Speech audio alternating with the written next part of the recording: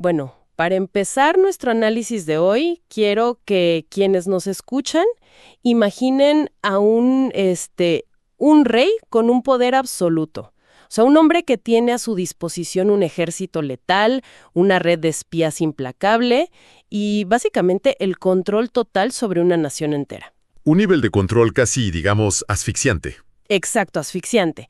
Pero ahora pensemos que este mismo hombre, que es sin duda el individuo más poderoso de toda la región, de repente entra en pánico total, pierde la cabeza y desestabiliza a toda su capital. ¿Y el motivo? Pues el rumor de que en algún pueblo lejano y polvoriento acaba de nacer un bebé. Es que, a ver, si lo pones en esos términos suena casi absurdo. Es totalmente absurdo. Es un contraste brutal. Tienes por un lado este poder militar absoluto y por el otro una vulnerabilidad psicológica paralizante frente a algo que es en esencia inofensivo, un recién nacido. Y precisamente esa paradoja, ese choque de fuerzas, es el motor de nuestra exploración a fondo el día de hoy. Así es. Para la mente curiosa que nos acompaña, hoy nos vamos a sumergir en un análisis que me pareció fascinante.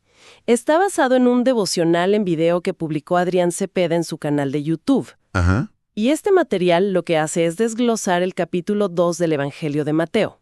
Pero ojo, que nuestra misión hoy no es meternos en un debate teológico o doctrinal. No, claro que no. Ese no es el enfoque. Para nada.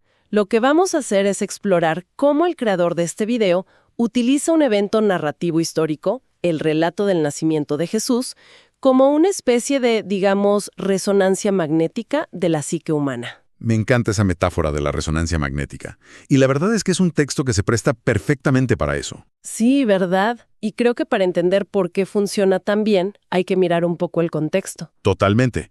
Hay que entender quién está manejando la pluma originalmente. Históricamente, el autor de este relato, que es Mateo, no era un filósofo que vivía aislado en un monasterio, ni un sacerdote de élite. Claro, no estaba en una burbuja. Para nada. Era un cobrador de impuestos. ¡Guau! Y esto es clave. Significa que era alguien que entendía desde muy adentro cómo funcionaba la aplastante maquinaria del imperio. O sea, él sabía cómo se movía el dinero. Era parte del sistema. Exacto. Conocía la corrupción política y veía de primera mano cómo la gente común reaccionaba ante el yugo de ese poder. Y luego, bueno, se convierte en un testigo directo de la vida de Jesús. O sea, hace un giro de 180 grados. Sí, pasa de ser un burócrata del imperio a seguidor de un líder espiritual radical. Y esa trayectoria le da una lente muy afilada, muy particular para narrar estas historias. Qué interesante verlo así. Es que no está documentando simplemente un nacimiento. Él está documentando las enormes ondas de choque políticas y espirituales que ese evento desata en la sociedad. Y esa perspectiva de, digamos, infiltrado en el sistema, me parece vital para lo que vamos a analizar. Porque para entender el impacto de estas ondas de choque, primero tenemos que mirar a los forasteros que llegan y encienden la mecha de todo este polvorín. Los famosos forasteros, sí. ¡Claro! El material de Adrián Cepeda nos sitúa en Belén de Judea, precisamente bajo el reinado de este rey infame, Herodes. Y de la nada, el relato introduce a unos personajes que irrumpen en la escena. Y aquí el video hace una aclaración muy buena. Sí, porque la tradición popular los suele llamar reyes, ¿no? Los reyes magos. Pero el análisis deja muy claro que no lo eran. No tenían coronas. Exacto. Eran sabios magos de Oriente. Es decir, académicos, observadores de los cielos, estudiosos de antiguas tradiciones. O sea, no venían a conquistar territorios, venían con instrumentos de observación. Y esa distinción, fíjate que no es un detalle menor. Cambia por completo la dinámica de la interacción. ¿Cómo así? Porque estos hombres no pertenecían al pueblo de Israel. O sea, no compartían su marco religioso, ni entendían los matices políticos locales. Eran extranjeros absolutos. Estaban fuera de ese radar. 100%. Y según el argumento de la fuente, estos sabios fueron guiados, digamos, por Dios, a través de un fenómeno astronómico, la famosa estrella, con un solo propósito: reconocer algo extraordinario. Claro. Así que emprenden un viaje súper extenuante, cruzando terrenos peligrosísimos, movidos únicamente por una curiosidad pura de buscar para adorar a este recién nacido rey de los judíos. Pero, a ver, aquí es donde la narrativa me hace mucho ruido. Y quiero plantear una analogía porque, te juro, la situación me parece casi cómica si la trasladamos a nuestro mundo actual. A ver, cuéntame. Es como si un grupo de físicos cuánticos o astrónomos extranjeros de primerísimo nivel detectaran una, no sé, anomalía magnética satelital súper rara Ajá. y deciden cruzar la mitad del planeta siguiendo estos datos empíricos. Y de repente, sin darse cuenta, terminan caminando directamente hacia el Pentágono o al centro de poder del Kremlin. Directo a la boca del lobo. Literal. Y llegan, tocan la puerta con toda esta inocencia académica y le preguntan al líder actual, Oiga, disculpe, según nuestros cálculos, el nuevo líder que lo va a reemplazar acaba de nacer por aquí cerca. ¿Nos podría indicar dónde está para ir a presentarle nuestros respetos? Es que es brutal cuando lo pones así. Es una falta de tacto político y de instinto de supervivencia absolutamente espectacular. O sea, me cuesta creer que personas tan sabias pudieran ser tan torpes en ese sentido. ¿Qué nos dice este contraste? ¿Eran unos genios distraídos o de verdad tenían una ignorancia total de las estructuras de poder que estaban pisoteando accidentalmente en Jerusalén? Yo creo que, quizás ignorancia no sea la palabra correcta. Yo lo llamaría más bien una colisión de paradigmas. Ok, explícame eso. Piensa en las implicaciones de lo que están buscando. Cuando tu mirada está completamente fija en entender los movimientos del cosmos o en descifrar una verdad universal trascendente, las pequeñas fronteras que trazamos los humanos en la Tierra te parecen irrelevantes. Claro, no las ves. Estos sabios operan desde una curiosidad intelectual pura. Su búsqueda es monumental, pero esa misma pureza, esa fijación en el cielo, los vuelve de alguna manera ciegos a la inmanencia del peligro terrenal. O sea, literalmente tenían la cabeza en las nubes y no vieron el campo minado que estaban pisando. Exactamente. No logran dimensionar que las palabras «rey de los judíos» tienen un peso atómico completamente diferente dependiendo de quién las escuche. Es verdad. O sea, para ellos es la culminación increíble de una expedición astronómica y espiritual. Ajá. Pero para Herodes, que está sentado en medio de un nido de intrigas palaciegas, esas mismas palabras son una declaración formal de guerra. Es la amenaza máxima. Y esa ceguera política de los sabios tiene una consecuencia inmediata en la historia, porque la reacción del poder establecido es, bueno, sísmica. Y esto nos mete de lleno en el segundo gran bloque de nuestro análisis de hoy, la psicología del poder y el miedo de Herodes. Un tema súper actual, por cierto. Totalmente, porque la simple pregunta tan inocente de estos académicos extranjeros choca a toda velocidad contra un muro de paranoia. El devocional cita textualmente un versículo original, el versículo 3, y las implicaciones son loquísimas. Dice, cuando el rey Herodes oyó esto, se turbó, y toda Jerusalén con él. Y yo me quiero detener justo en esa última parte. Y toda Jerusalén con él. Sí. Porque no te está hablando solo del colapso emocional de un individuo en su habitación. Te está mostrando el efecto en cadena que el miedo de un tirano genera en absolutamente todo el ecosistema de poder que lo rodea. Pero, oye, déjame hacer de abogada del diablo aquí por un momento. Adelante. Porque estamos analizando esto desde una perspectiva, digamos, moral. Hablamos de su paranoia, de su fragilidad. Pero si nos ponemos los lentes del pragmatismo político, de la realpolitik más fría, ¿no está Herodes actuando de manera completamente lógica? A ver, bajo cierta óptica. O sea, él es el gobernante de una región sumamente inestable bajo la bota del Imperio Romano. Y de pronto llega una delegación extranjera diciendo que hay un heredero legítimo que encima está apoyado por fuerzas celestiales. Claro, suena a problema. Huele a insurrección, a revolución inminente, a sangre en las calles. Desde esa perspectiva, su miedo no es una paranoia infundada, es simple y fría supervivencia.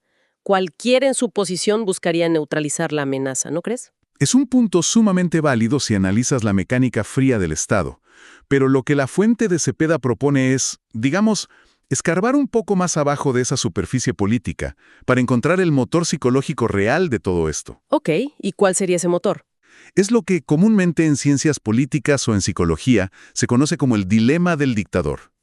El pragmatismo que tú mencionas es real, sí, pero nace de una debilidad estructural muy profunda. Interesante. O sea, cuando tu identidad, tu estatus y tu seguridad dependen exclusivamente de mantener un control coercitivo sobre todos los demás, vives en un estado de alerta perpetua. El poder absoluto no te relaja, te tensa constantemente. Este capítulo resalta una tesis brillante del autor. La llegada de algo verdadero expone inevitablemente la falsedad de lo que está ocupando su lugar. ¡Wow! Herodes no busca adorar o entender el fenómeno que trajo a los sabios. No, él busca proteger su trono a toda costa, tramando en secreto cómo eliminar al niño.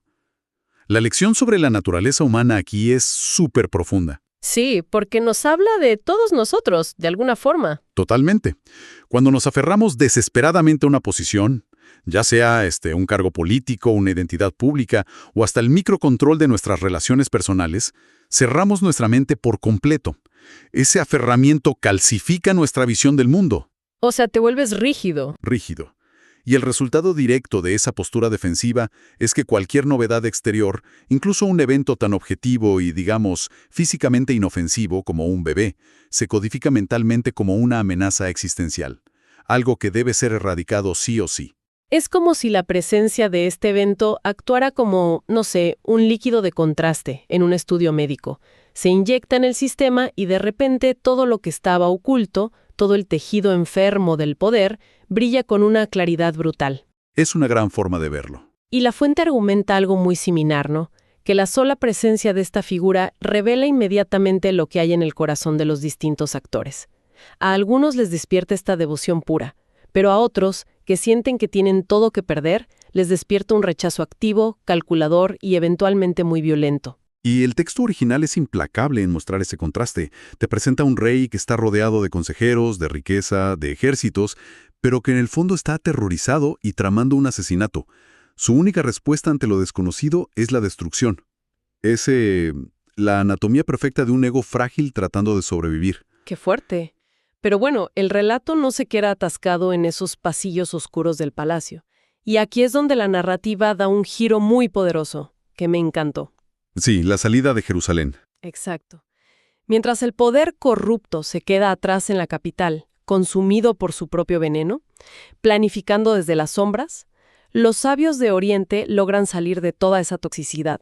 Retoman su ruta original. Y eso nos lleva a la mejor parte. Al clímax del viaje y al corazón del material que estamos analizando hoy. La transformación de la curiosidad en reverencia. Que es el momento donde la historia pasa, digamos, de ser una simple crónica de tensiones políticas a un estudio profundo sobre la sumisión voluntaria. Tal cual.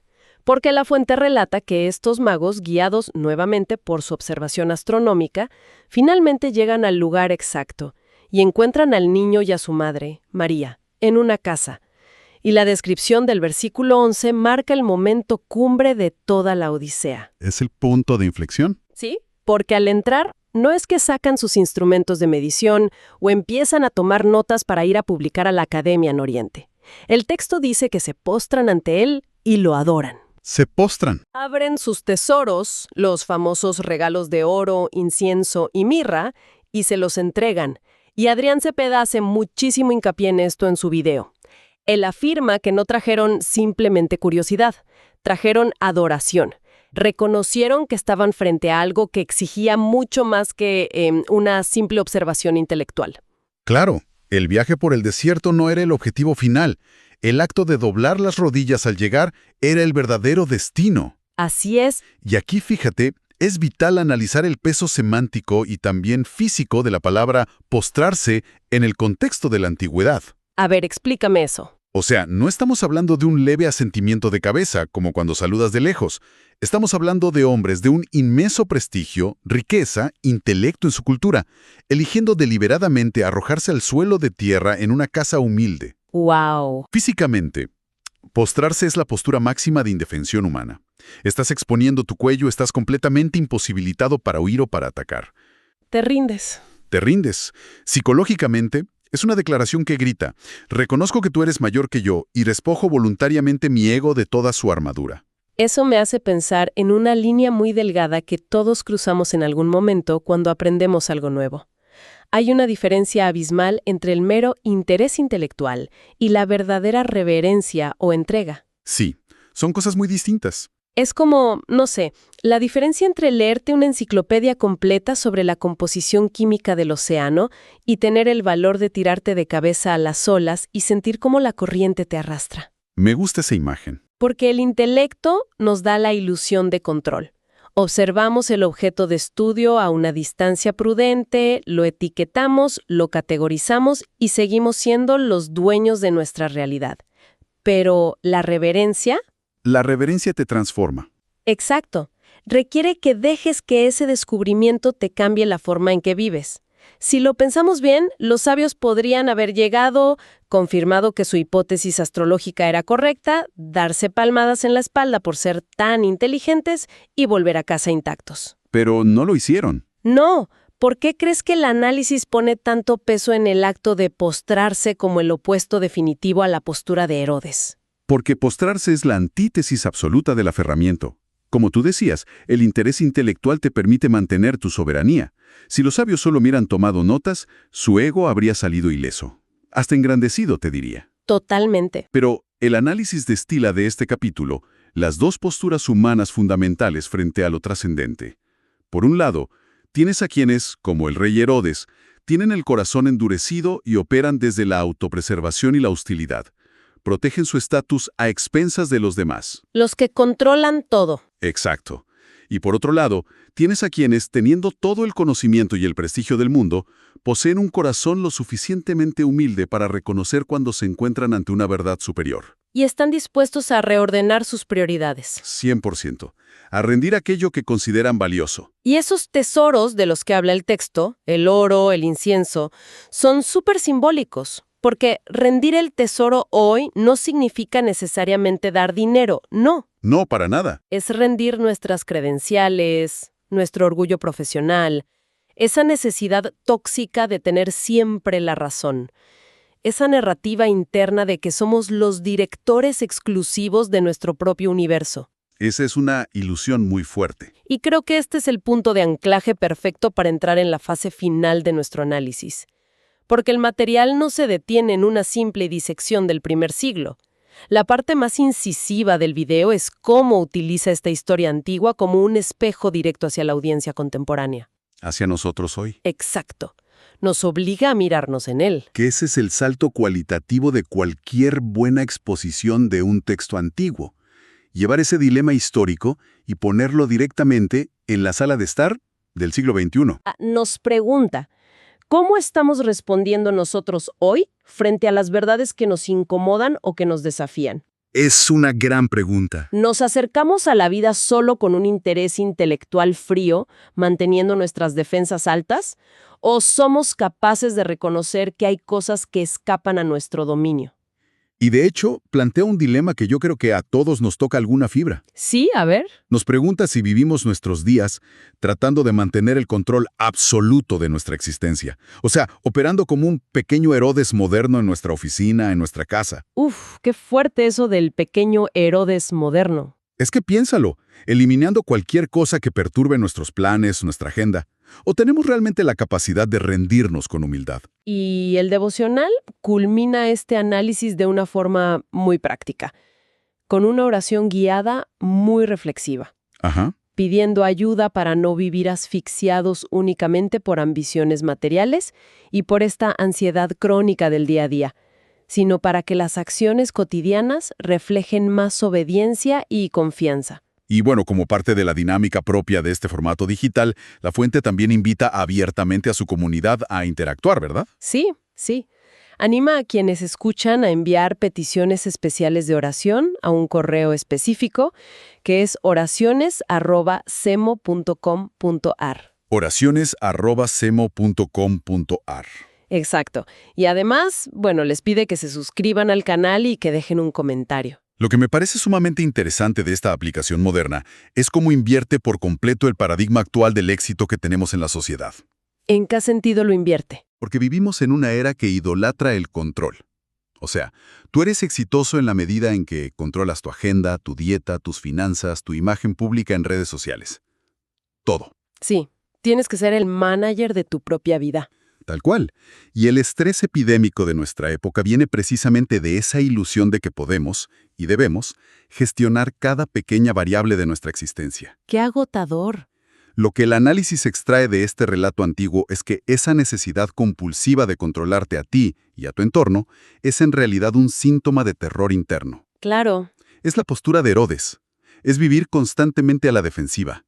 Paradójicamente, la verdadera sabiduría y la libertad, que está encarnada por estos eruditos de Oriente, se halla en el acto de ceder ese control voluntariamente, frente a principios y verdades de mayor peso, claro. O sea que, paradójicamente, eres mucho más fuerte y más libre cuando te permites la vulnerabilidad de la entrega, en lugar de vivir acorazado, muerto de miedo a perder el trono de tu propia vida. Exactamente. Es un mensaje profundamente contracultural. E independientemente de las convicciones particulares de nuestra audiencia, el valor psicológico y humano de este ejercicio es contundente. Te fuerza a hacer un inventario de tus propias murallas. Definitivamente. Y nos recuerda que adquirir conocimiento vital no es un proceso cómodo. Involucra dejar el confort de lo familiar, atravesar desiertos, a veces equivocarse de puerta, como les pasó a los sabios, y despertar la ira de quienes no te entienden. Sí, el camino nunca es lineal. Pero lo más importante de todo esto, el aprendizaje genuino y profundo, jamás te permite mantener la misma postura con la que empezaste el viaje. Si el conocimiento no te hace doblar las rodillas en algún sentido, probablemente solo acumulaste datos en la cabeza. ¡Wow!